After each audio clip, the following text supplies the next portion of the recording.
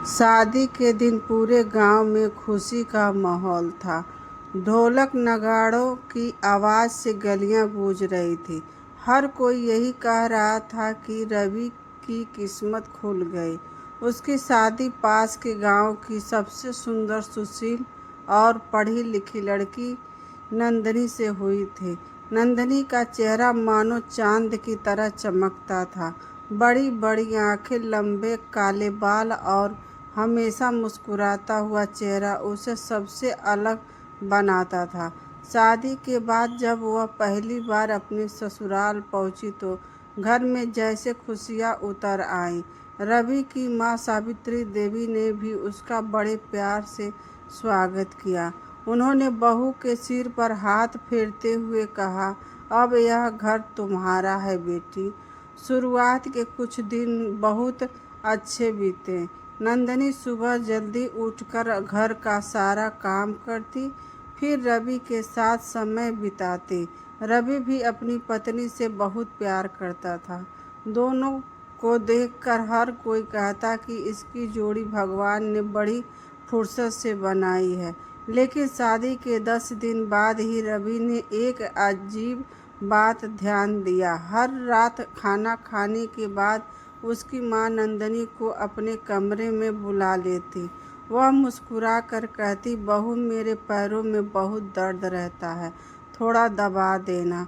नंदनी बिना कुछ कहे उनके पीछे पीछे चली जाती। शुरू शुरू में रवि को इसमें कुछ भी गलत नहीं लग रहा था। उसे लगा कि माँ बूढ़ी हो रही है, इसीलिए बहू से सेवा कराना चाहती होगी। लेकिन धीरे धीरे यह रोज का नियम बन गया।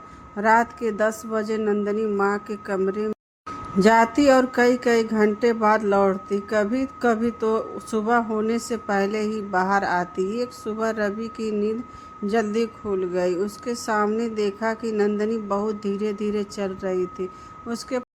उसके पैरों से जैसे जान ही नहीं बची थी। वह दर्द से कहर रही थी, लेकिन किसी ने कुछ नहीं कह रही थी। रवि ने उसका हाथ पकड़कर पूछा, क्या हुआ तुम्हारे पैरों में? इतने दर्द क्यों कर रहे हैं? नंदनी हल्की सी मुस्काई और बोली, कुछ नहीं, शायद ज़रा देर बैठने से दर्द हो गया है। रवि को उसकी बात पर पूरा विश्वास नहीं हुआ। अगले कुछ दिनों उसने देखा कि नंदनी का चेहरा भी बदलने लगा था। पहले जो चेहरा हमेशा चमकता रहता था, अब वो उस थका साफ दिखाई देती थी। उसकी आंखों से नीचे काले घेरे पड़ गए थे, त्वचा की चमक गायब होने लगी थी और वह पहले से बहुत कमज़ोर दिखने लगी। गांव की औरतें भी कानाफूसी करने लगी, अरे यही वह लड़की है ना जिसकी सुंदरता की मिसाल दी जाती थी। हाँ, लेकिन देखो 1 महीने में ही कैसे लगने लगी है। ये बातें सुनकर रवि का दिल टूट जाता। उसने कई बार नंदनी से पूछा कि माँ रात भर उससे क्या करवाती है, लेकिन हर बार उसका जवाब एक ही होता, बस पैरों की मालिश करवाती हैं। रवि को यह बात समझ नहीं आ रही थी कि केवल पैरों की मालिश करने से कोई इतना कमज़ोर कैसे हो सकता है। उसे अपनी माँ पर शक करना अच्छा नहीं लग रहा था, लेकिन हर गुजरते दिन के साथ उसका शक गहराता जा रहा था। एक रात उसने माँ के कमरे के बाहर से आवाज़ें सुनने की कोशिश की। अंदर से धीमी धीमी बातें तो आ रही थी, लेकिन शब्द साफ सुनाई नहीं दे रहे थे। बीच बीच में नंदनी की दर्द भरी आवाज़ भी सुनाई देती, फिर सब कुछ शांत हो जाता। अगली सुबह नंदनी पहले से भी ज़्यादा कमज़ोर दिख रही थी। उसके चेहरे की सारी चमक जैसे गायब हो चुकी थी। रवि ने उसी समय मन ही मन फैसला कर लिया कि अब वह सच जान कर ही रहेगा। उसने एक योजना बनाई। अगले दिन रात को खाना खाने के बाद वह सबके सामने अपने कमरे में सोने का नाटक करेगा, लेकिन जैसे ही मौका मिलेगा वह चुपचाप माँ के कमरे में पहले से जाकर ऐसा जगह छिप जाएगा जहाँ से पूरा सच्चाई अपनी आँखों से देख सके। उसे बिल्कुल भी अंदाज़ा नहीं था कि उस कमरे में जो राज छिपा है उसे देखकर उसकी पूरी दुनिया बदल जाएगी। अगली रात रवि ने अपनी योजना के अनुसार सबके सामने जल्दी सोने का नाटक किया। कुछ देर बाद जब पूरे घर में सन्नाटा छा गया, वह धीरे से उठा और बिना किसी आहट के अपनी माँ के कमरे की ओर बढ़ गया।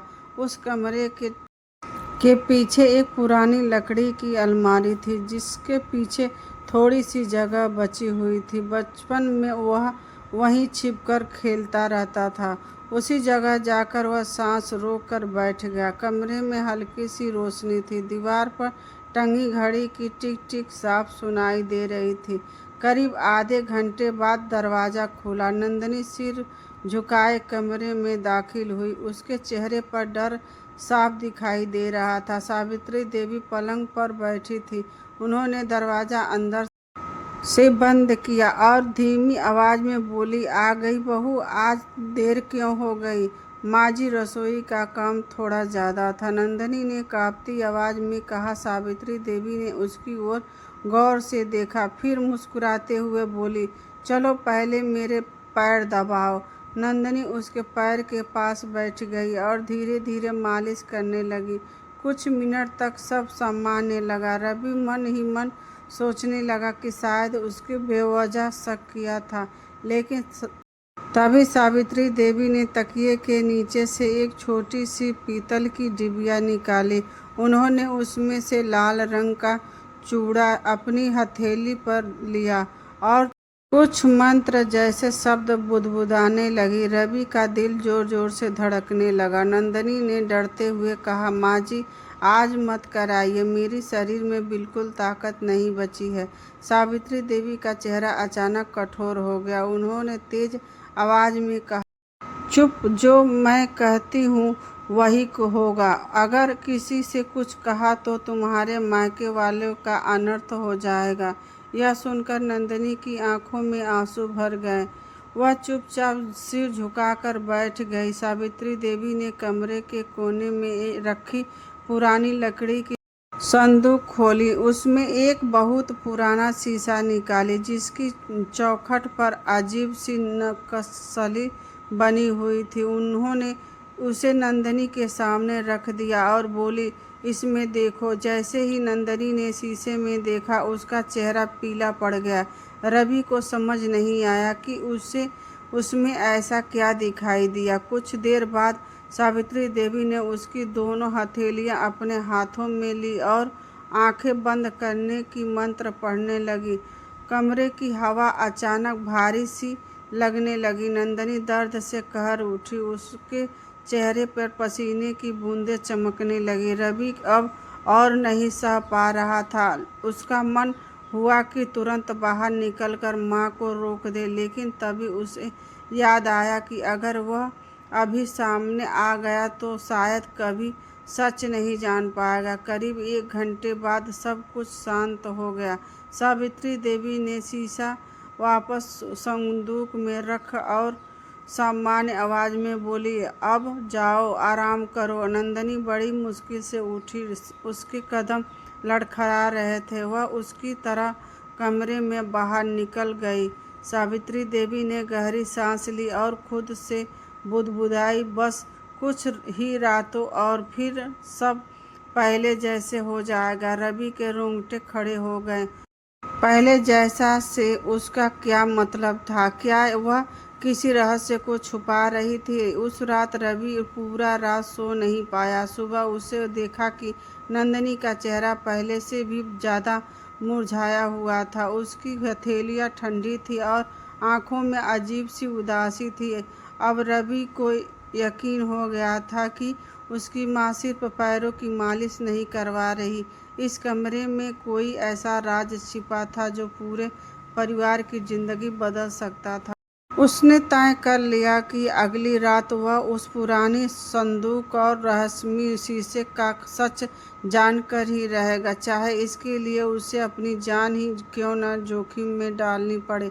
अगली रात रवि पहले से भी अधिक सावधान था। उसने तय कर लिया था कि इस बार वह केवल देखकर नहीं रहेगा, बल्कि सच का पता लगाएगा। जैसे ही सावित्री देवी और नंदनी कमरे से बाहर आई, रवि धीरे से अंदर घुस गया। उसकी नज़र सीधे उस पुरानी संदूक पर गई। उसने कांपते हाथों से उसका ढक्कन खोला। अंदर वही पुराना शीशा रखा था जिसके चेहरों पर लाल धागा लिपटा हुआ था। उसके साथ एक पीले रंग का कपड़ा और चमड़े के कवर वाली बहुत पुरानी डायरी भी रखी थी। रवि ने डायरी खोली। पहले कुछ पन्ने समय के साथ फट चुके थे, लेकिन जो लिखा था उसे पढ़कर उसकी धड़कनें तेज हो गई।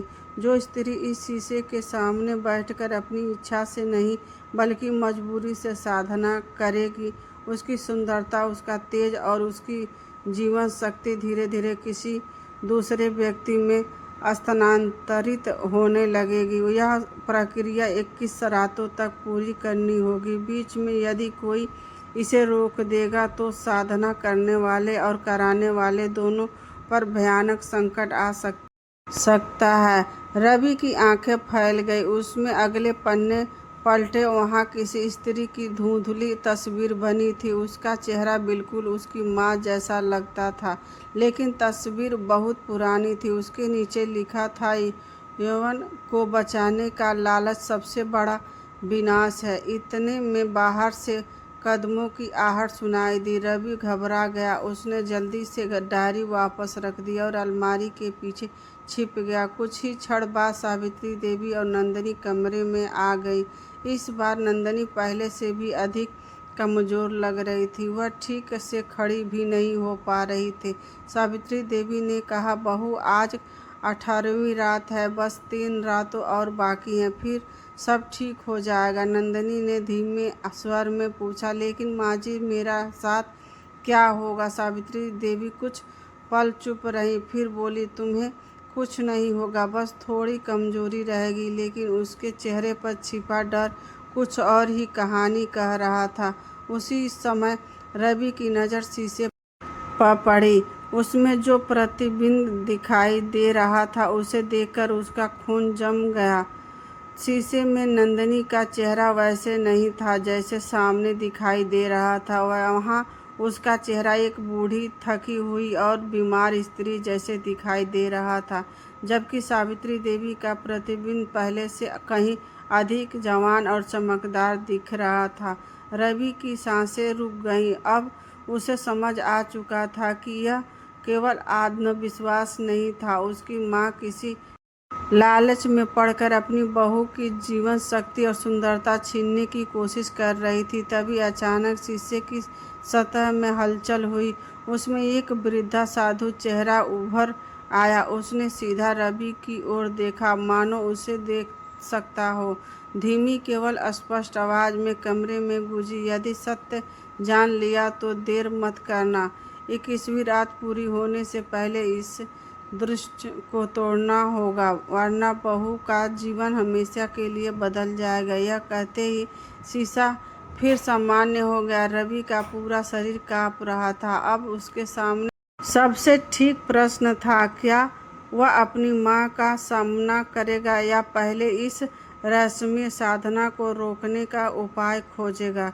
उसे एहसास हो गया था कि आने वाली 3 रातों केवल नंदिनी की ही नहीं बल्कि पूरे परिवार की किस्मत तय करने वाली थी। अगली सुबह रवि पूरा रात की घटना को भूल नहीं पा रहा था। उसकी आंखों के सामने बार बार वही रहस्यमय शीशा और उसमें दिखाई देने वाला साधु का चेहरा घूम रहा था। वह समझ चुका था कि अगर उसने जल्दी कुछ नहीं किया तो नंदिनी की जान खतरे में पड़ सकती है। लेकिन दूसरी ओर उसकी अपनी माँ थी, जिनका वह हमेशा सम्मान करता आया था। वह किसी भी कीमत पर उन्हें अपमानित नहीं करना चाहता था।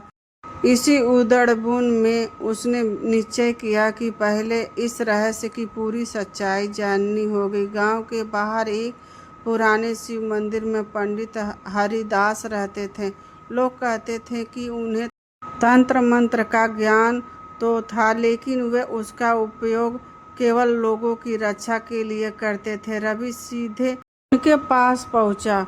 उसने पूरी घटना शुरू से अंत तक बता दी। रात में माँ का बहू को बुलाना, पुराना शीशा, डायरी और उसमें लिखा 21 रातों वाला रहस्य। पंडित हरिदास कुछ देर तक चुप बैठे। रहे। फिर उन्होंने गहरी सांस लेकर कहा, बेटा, जिस साधना का तुम जिक्र किया है वह वर्षों पहले बंद हो चुकी थी। यह साधना इंसान को कभी सुख नहीं देती। जो दूसरे का तेज छीनता है, अंत में उसका अपना सब कुछ नष्ट हो जाता है। रवि ने घबरा कर पूछा, क्या मेरी पत्नी को बचाया जा सकता है? पंडित जी ने गंभीर स्वर में कहा, हाँ, लेकिन समय बहुत कम है। अगर 21वीं रात पूरी होने से पहले वह शीशा नष्ट कर दिया जाए और बहू अपनी इच्छा से उस साधना का विरोध करे, तभी यह बंधन टूटेगा। लेकिन याद रखना, जो व्यक्ति इस साधना को चला रहा है वह इसे बचाने की पूरी कोशिश करेगा। रवि ने पूछा, क्या मेरी माँ ऐसा कर सकती है? वह तो हमेशा अच्छी थी, पंडित जी ने उत्तर दिया। कभी कभी इंसान बुरा नहीं होता, उसका लालच उसे बुरा बना देता है। हो सकता है तुम्हारी माँ भी किसी मजबूरी या धोखे में फंस गई हो। रवि भारी मन से घर लौट आया। रास्ते भर वह यही सोचता रहा कि आखिर उसकी माँ ने ऐसा क्यों किया होगा। उधर घर में नंदिनी की हालत और बिगड़ती जा रही थी। उसके हाथ कांपने लगे थे, चेहरे की चमक पूरी तरह गायब हो चुकी थी। फिर भी वह किसी से शिकायत नहीं करती थी। जब रवि ने उसे प्यार से पूछा, अगर तुम्हें कोई तकलीफ है तो मुझे बता दो, तो उसकी आंखों से आंसू बह निकले। वह बोली, मैं आपको दुखी नहीं करना चाहती थी। माँ जी ने मुझे कसम दिलाई थी कि अगर मैंने किसी को कुछ बताया तो आपके ऊपर बहुत बड़ा संकट आ जाएगा, इसीलिए मैं चुप रही। रवि ने उसका हाथ पकड़कर कहा, अब तुम अकेली नहीं हो, मैं तुम्हें कुछ नहीं होने दूंगा। उस रात रवि ने पहली बार अपनी माँ पर नजर रखी। उसने देखा कि सावित्री देवी पूजा के कमरे में गईं और वहां रखी एक पुरानी तस्वीर के सामने रोने लगी। वह धीरे धीरे कह रही थी कि मैंने यह सब अपने लिए नहीं किया, मुझे मजबूर किया गया था। बस एक रात और उसके बाद सब खत्म हो जाएगा। रवि यह सुनकर हैरान रह गया। क्या उसकी माँ भी किसी के दबाव में थी? क्या इस पूरे रहस्य के पीछे कोई और व्यक्ति था? तभी बाहर आंगन में किसी के कदमों की आहट आई। रात के सन्नाटे में एक लंबी काली चादर ओढ़े कोई आदमी घर के पीछे दरवाजे से अंदर आया। सावित्री देवी ने झुककर उसका स्वागत किया और धीमी आवाज में बोली, गुरुदेव, बस 2 रातों और बाकी हैं। अजनबी ने ठंडी हंसी हंसते हुए कहा, याद रखना सावित्री, अगर साधना अधूरा रह गई तो सबसे पहले तुम्हारा परिवार ही बर्बाद होगा। रवि यह सुनकर सन्न रह गया। अब उसे समझ आ गया कि इस पूरे प्रचंड के पीछे उसकी माँ नहीं बल्कि कोई रहस्यमय तांत्रिक था, जिसके उन्होंने अपने जाल में फंसा रखा था। अब लड़ाई सिर्फ अपनी पत्नी को बचाने की नहीं थी, बल्कि उस रहस्यमय तांत्रिक के अंत को हमेशा के लिए ख़त्म करने की भी थी। अगले दिन सूरज निकल चुका था, लेकिन रवि के मन में रात का अंधेरा अभी भी छाया हुआ था। उसने अपनी माँ को कभी इस रूप में नहीं देखा था, जिस माँ ने उसे बचपन से सच्चाई, ईमानदारी और इंसानियत का पाठ पढ़ाया था। वही आज किसी रहस्यमय तांत्रिक के सामने सिर झुकाकर खड़ी थी। रवि समझ नहीं पा रहा था कि आखिर ऐसा क्या हुआ होगा कि उसकी माँ इस रास्ते पर चल पड़ी। उसने निश्चय किया कि अब वह सीधे अपनी माँ से बात करेगा। दोपहर को जब घर में कोई नहीं था, वह सावित्री देवी के पास पहुँचा और बोला, माँ, मुझे आपसे कुछ पूछना है, लेकिन मुझे सच चाहिए। सावित्री देवी ने मुस्कुराने की कोशिश की, क्या बात है? रवि उसकी आंखों में देखते हुए कहा, कल रात जो आदमी घर आया था वह कौन था, और आप नंदिनी के साथ हर रात क्या करती हैं? यह सुनते ही सावित्री देवी का चेहरा सफ़ेद पड़ गया। उनके हाथ कांपने लगे। कुछ पल तक वह चुप रही, फिर बोली, तुमने सब देख लिया? रवि ने सिर हिला दिया। इतना सुनते ही सावित्री देवी फूट फूट कर रोने लगी। वर्षों से दबा हुआ दर्द जैसे आंसुओं के रूप में बाहर निकल आया। उन्होंने कांपती आवाज़ में कहा, बेटा, मैं बुरी नहीं हूँ, मुझसे बहुत बड़ी गलती हो गई। रवि ने शांत स्वर में पूछा, कैसी गलती? सावित्री देवी ने अपनी कहानी सुनाना शुरू की। करीब 25 साल पहले तुम्हारे पिता बहुत बीमार पड़ गए थे। डॉक्टर ने जवाब दे दिया था। उसी समय एक तांत्रिक हमारे घर आया। उसने कहा कि वह तुम्हारे पिता की जान बचा सकता है, लेकिन बदले में मुझे उससे एक वचन देना होगा। उस समय मुझे कुछ समझ नहीं आया। मैंने अपने पति की जान बचाने के लिए उसकी बात मान ली। उन्होंने गहरी सांस ली। तुम्हारे पिता तो कुछ वर्ष तक ठीक रहे, लेकिन बाद में उनका देहांत हो गया। उसके बाद वह तांत्रिक फिर आया।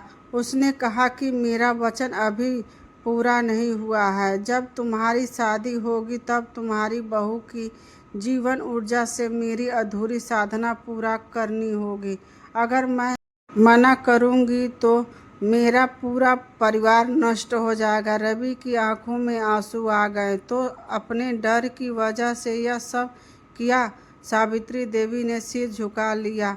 हाँ बेटा, मैं हर रात रोती थी। नंदिनी के दर्द को देखकर मेरा दिल टूट जाता था, लेकिन मैं डर गई थी कि मुझे लगा अगर मैंने मना किया तो तुम्हें कुछ हो जाएगा। रवि ने पहली बार अपनी माँ को गले लगा लिया। अब उसे समझ आ गया था कि वह लालची नहीं थी, बल्कि भय की कैदी बन चुकी थी। उसे समय अचानक घर की सारी खिड़कियां तेज हवा में खुल गई। पूजा घर का दीपक अपने आप बुझ गया। पूरे घर में एक अजनबी सी ठंडक फैल गई। दरवाजे पर वही तांत्रिक खड़ा था। उसकी आंखें अंगारों की तरह लाल थी। उसने क्रोध से कहा, सावित्री, मैंने कहा था ना, किसी को सच मत बताना। अब तुम सब इसकी सजा भुगतोगे। रवि बिना डरे उसके सामने खड़ा हो गया। बस, अब बहुत हो चुका। मेरी पत्नी को छोड़ दो। तांत्रिक जोर से हंसा। आज 20वीं रात है, कल अंतिम रात होगी। उसके बाद तुम्हारी पत्नी की सारी जीवन शक्ति हमेशा के लिए समाप्त हो जाएगी और कोई उसे नहीं बचा पाएगा। यह कहकर उसने अपनी मुट्ठी खोली। उसकी हथेली में वही रेशमी शीशा चमक रहा था। कुछ ही क्षणों में वह धुएं के गुब्बारे में गायब हो गया। पूरा घर सन्नाटे में डूब गया। रवि ने उसी समय निर्णय लिया कि अब डर कर बैठने का समय नहीं है। उसने अपनी माँ और नंदिनी दोनों से कहा, कल रात जो भी होगा हम सब मिलकर उसका सामना करेंगे। अब यह लड़ाई किसी एक की नहीं, पूरे परिवार की है। सावित्री देवी ने पहली बार दृढ़ स्वर में कहा, हाँ बेटा, अब चाहे मेरी जान चली जाए, लेकिन मैं अपनी बहू का एक बाल भी बाका नहीं होने दूंगी।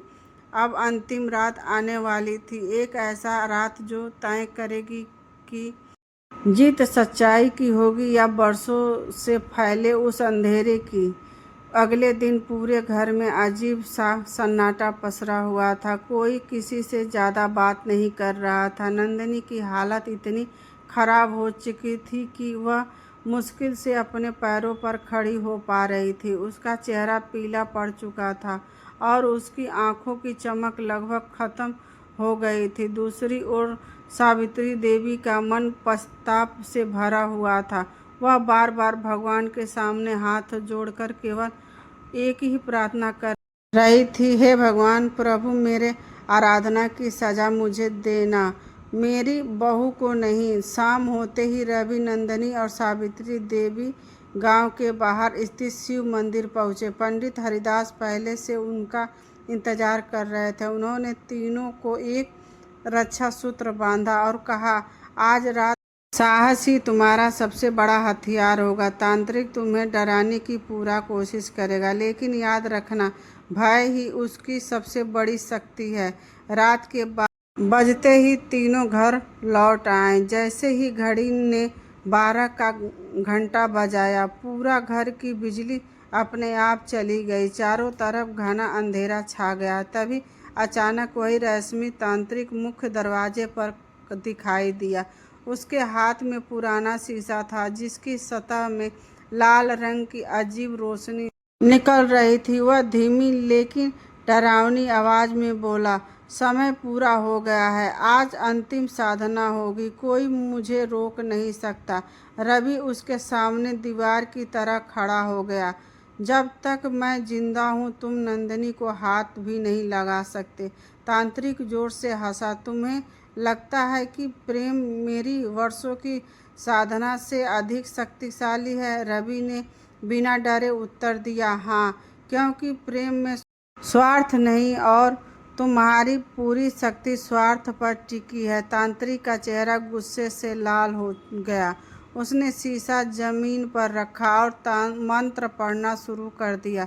देखते ही देखते कमरे की दीवार कांपने लगी, तेज हवा चलने लगी, अलमारियों की दरवाजे अपने आप खुल और बंद होने लगे। नंदिनी दर्द से चीख उठी। उसे लगा जैसे उसके शरीर की सारी ताकत कोई खींच रहा हो। उसी समय पंडित हरिदास द्वारा दिया गया रक्षा सूत्र हल्की रोशनी से चमकने लगा। रवि ने साहस जुटाया और शीशे की ओर दौड़ पड़ा। तांत्रिक चिल्लाया, रुको जाओ, अगर यह शीशा टूट गया तो सब कुछ समाप्त हो जाएगा। लेकिन इस बार सावित्री देवी आगे आई। उन्होंने पहली बार पूरा साहस से तांत्रिक का सामना किया। नहीं, अब मैं अपने डर की गुलाम नहीं हूँ।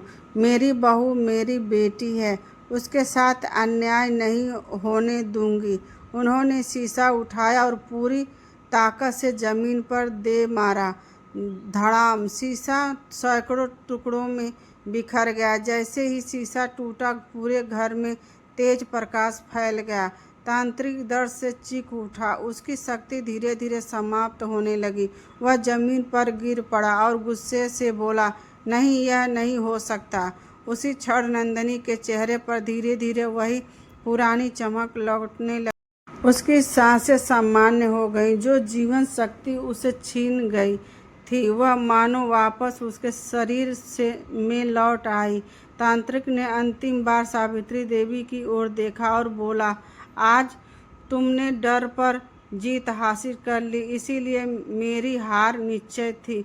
इतना कहकर उसका शरीर धुएं में बदल गया और कुछ ही क्षण में हमेशा के लिए गायब हो गया। घर में फिर से शांति लौट आई। सावित्री देवी रोते हुए नंदिनी के चरणों में बैठ गई। बेटी, मुझे माफ़ कर दो, मैंने डर के कारण तुम्हें बहुत कष्ट दिया। नंदिनी ने तुरंत उन्हें उठाया और गले लगा लिया। माँ जी, गलती आपकी नहीं थी, गलती उस डर की थी जिसने आपको मजबूर कर दिया था। रवि ने अपनी माँ और पत्नी दोनों को गले लगा लिया। उस रात पूरे परिवार ने एक बात सीख ली, डर इंसान को गलत रास्ते पर ले जा सकता है, लेकिन प्रेम, विश्वास और साहस मिलकर सबसे बड़े अंधकार को भी समाप्त कर सकते हैं। तांत्रिक के समाप्त होते ही पूरे घर में गहरा सन्नाटा छा गया। कुछ क्षण पहले तक जहां डर और चीखें गूंज रहे थे वहां अब केवल शांति थी। धीरे धीरे घर में जल रहे सभी दीपक अपने आप प्रज्वलित हो गए। ऐसा लग रहा था मानो वर्षों बाद इस घर से किसी अभिशाप का अंत हुआ हो। नंदिनी बेहोश होकर जमीन पर गिर गई थी। रवि घबराकर उसके पास पहुंचा। उसने उसका सिर अपनी गोद में रखा और बार बार उसका नाम पुकारने लगा, नंदिनी, आंखें खोलो, मैं तुम्हें कुछ नहीं होने दूंगा। कुछ क्षण बाद नंदिनी ने धीरे धीरे अपनी आंखें खोली। उसके चेहरे पर पहले जैसी कमजोरी नहीं थी, उसकी सांसें सामान्य हो चुकी थी। उसने रवि की ओर देखा और हल्की सी मुस्कान के साथ कहा, सब खत्म हो गया है ना? रवि की आंखें से खुशी की आंसू बह निकले। उसने सिर हिलाकर कहा, हाँ, अब कोई तुम्हें हमसे अलग नहीं कर सकता। उधर सावित्री देवी एक कोने में बैठ रो रही थी। उनके मन में अपनी गलती का बोझ बहुत भारी था। उन्होंने नंदिनी के पास आकर कांपते हाथों से उसके सिर पर हाथ रखा और बोली, बेटी, अगर हो सके तो मुझे माफ़ कर देना। मैंने माँ कहलाने का अधिकार खो दिया था। नंदिनी ने तुरंत उसका हाथ पकड़ लिया और अपने माथे से लगा लिया। माँ जी, आपने जो किया वह डर की वजह से किया, लेकिन आज आपने उसी डर को हरा कर मुझे नई जिंदगी दी है। मेरे मन में आपके लिए कोई शिकायत नहीं है। यह सुनकर सावित्री देवी फूट फूट कर रो पड़ी। उन्होंने पहली बार नंदिनी को बहू नहीं, अपनी बेटी की तरह गले लगा लिया। अगली सुबह पूरे गांव में यह खबर फैल गई कि वर्षों से लोगों को डराने वाला रहस्यमय तांत्रिक अब हमेशा के लिए समाप्त हो चुका है। गांव वाले रवि के घर आने लगे।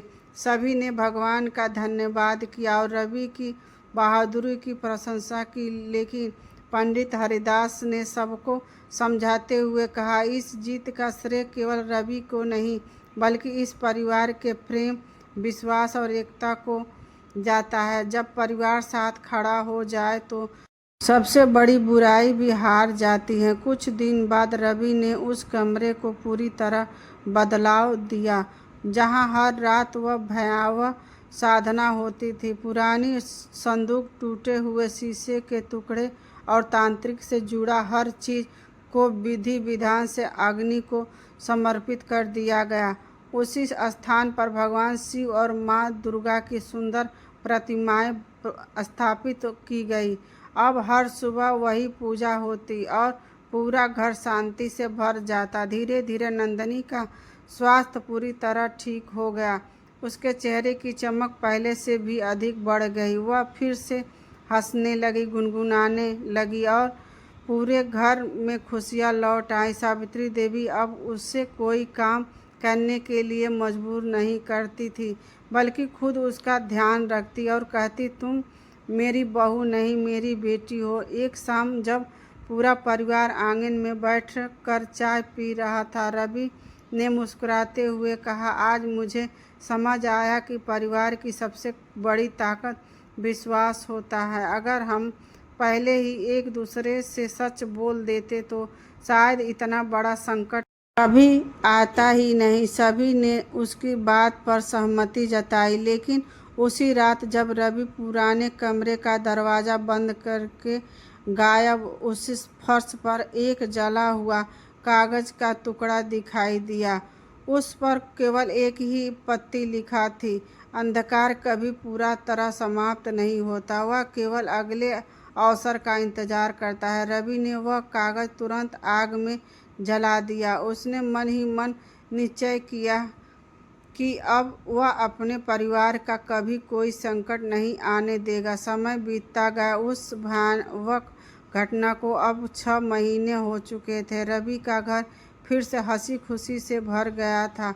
नंदिनी पहले से भी अधिक स्वस्थ और आत्मविश्वासी हो गई थी। सावित्री देवी भी अब हर दिन भगवान का धन्यवाद करती कि उन्हें उनके परिवार को टूटने से बचा लिया। पूरे गांव में इस परिवार की मिसाल दी जाने लगी। लोग कहते, मुसीबत चाहे कितनी भी बड़ी क्यों न हो, अगर परिवार साथ हो तो हर संकट टल जाती है। एक दिन घर की सफाई करते नंदिनी को पुराने स्टोर रूम में एक लकड़ी का बक्सा मिला। यह वही बक्सा था जिसे तांत्रिक कभी छुआ नहीं करता था। उत्सुकता से उसने रवि को बुलाया। दोनों ने मिलकर बक्सा खोला। अंदर पुराने कपड़े, कुछ पीले पड़ चुके कागज और एक बंद लिफाफा रखा था। उस लिफाफे पर रवि के पिता का नाम लिखा था। रवि ने कांपते हाथों से वह पत्र खोला। पत्र उसके पिता ने अपनी मृत्यु से कुछ दिन पहले लिखा था। उसमें लिखा था, यदि यह पत्र कभी तुम्हारे हाथ लगे तो समझ लेना कि मैं अब इस दुनिया में नहीं हूँ। सावित्री जो कुछ भी कर रही है वह अपनी इच्छा से नहीं कर रही। मैंने भी अपनी जान बचाने के लिए उस तांत्रिक की बात मान ली थी। असली गलती मेरी थी। मैंने लालच में आकर जीवन मांगा और बदले में अपने परिवार को संकट में डाल दिया। यदि कभी सच सामने आए तो अपनी माँ को दोष मत देना। पत्र पढ़ते पढ़ते रवि की आंखें से आंसू बहने लगे। उसने तुरंत वह पत्र अपनी माँ को दिया। सावित्री देवी उसे पढ़ते ही फूट फूट कर रो पड़ी। इतने वर्ष तक मैं खुद को अपराधी समझती रही, लेकिन तुम्हारे पिता आखिरी समय तक मुझे बचाना चाहते थे। रवि ने माँ का हाथ पकड़कर कहा, अब कोई भी पुरानी बात हमें अलग नहीं कर सकती। जो बीत गया उसे यही समाप्त कर देते हैं।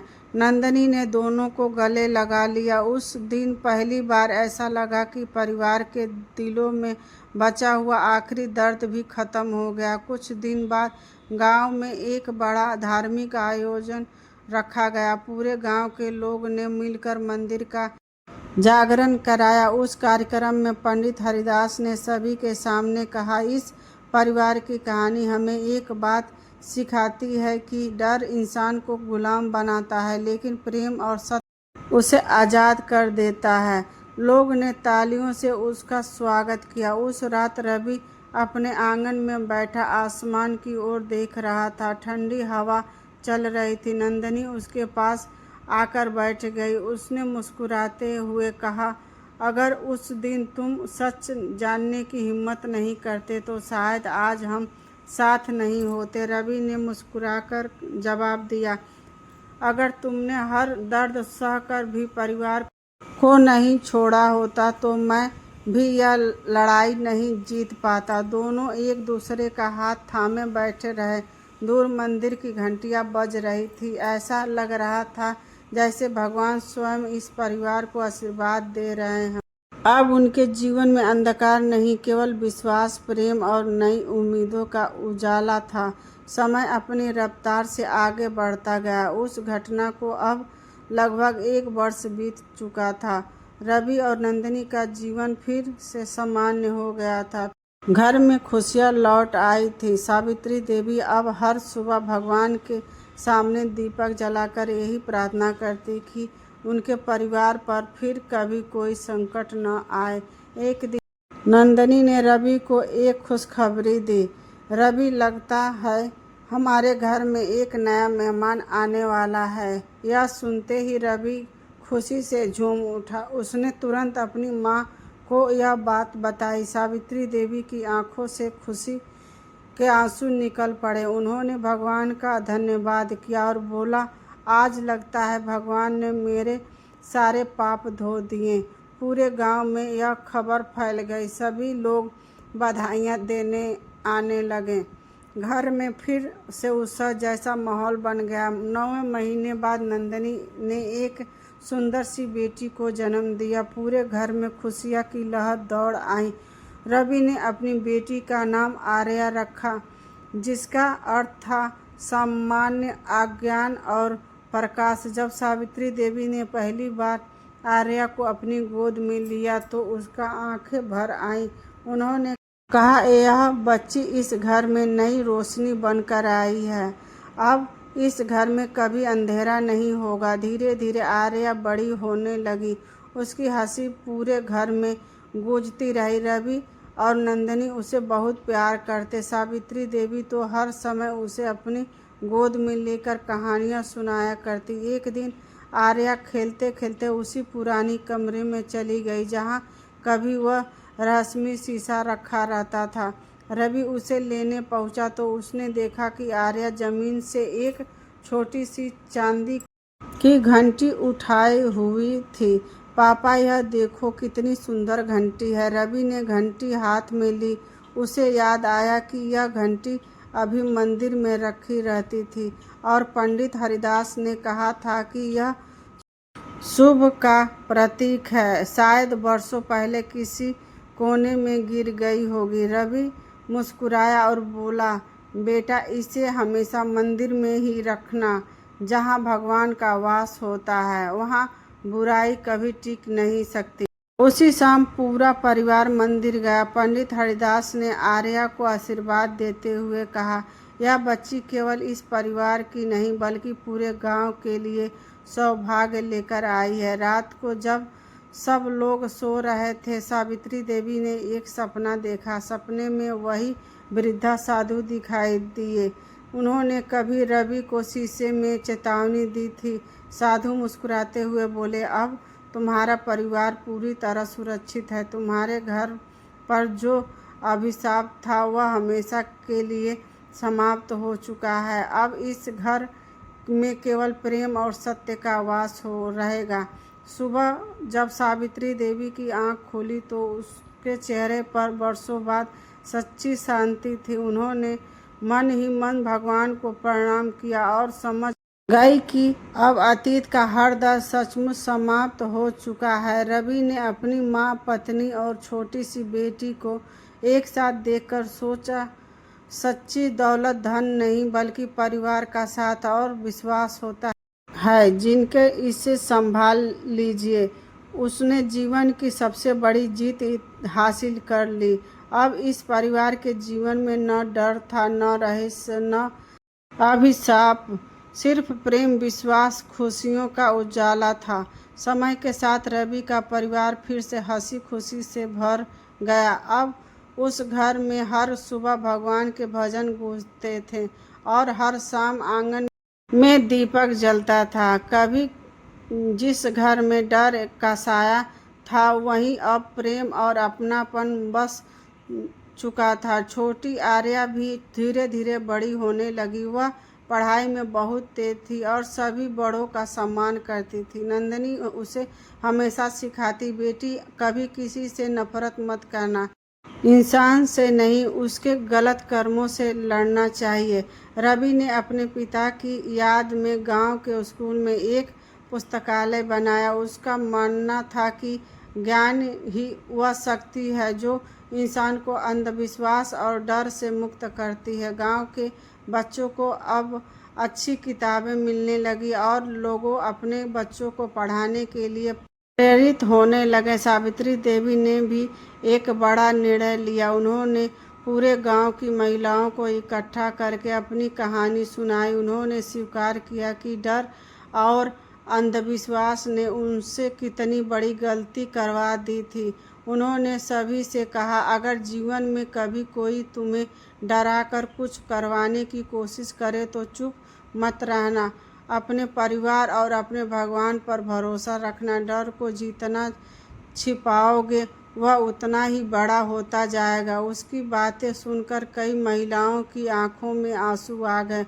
उस दिन गांव के लोगों ने संकल्प किया कि वे कभी भी किसी ढोंगी तांत्रिक अंधविश्वास के चक्कर में नहीं पड़ेंगे। कुछ वर्षों बाद आर्या ने अपनी पढ़ाई पूरी की और डॉक्टर बनने का फैसला किया। उसने कहा, मैं उन लोगों की मदद करूंगी जो बीमारी या डर में जीते हैं। मैं चाहती हूँ कि कोई भी इंसान अंधविश्वास के कारण अपनी ज़िंदगी बर्बाद न करे। रवि और नंदिनी को अपनी बेटी पर गर्व था। सावित्री देवी की आंखों में खुशी के आंसू थे। उन्होंने महसूस हुआ कि भगवान ने उनके परिवार को केवल नई जिंदगी ही नहीं बल्कि एक नया उद्देश्य भी दिया है। एक शाम पूरा परिवार उसी पुराने आंगन में बैठा था जहाँ कभी डर का साया मंडराया करता था। हवा में ठंडक थी, आसमान में चांद चमक रहा था और तुलसी के पास जलता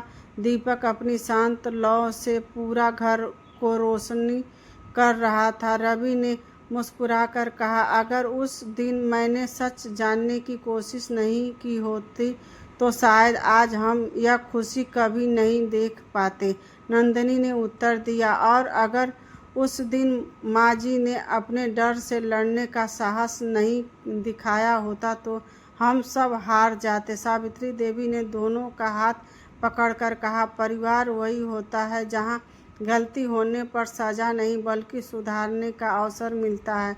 तुम दोनों ने मुझे माफ़ करके मुझे दूसरा जीवन दिया। तीनों की आंखों में आंसू थे, लेकिन इस बार ये आंसू दुख के नहीं बल्कि सच्ची खुशी और अपनापन के थे। उस रात जब पूरा परिवार सो गया तो हल्की हवा के साथ मंदिर की घंटियां बाजने लगी। ऐसा लगा मानो भगवान स्वयं इस घर को आशीर्वाद दे रहे हों। डर इंसान को गलत रास्ते पर ले जा सकता है, लेकिन प्रेम, विश्वास, साहस और परिवार का साथ हर अंधकार को समाप्त कर सकता है। अंधविश्वास कभी साधना नहीं होता, सच्चाई और समझ ही सबसे बड़ी शक्ति है।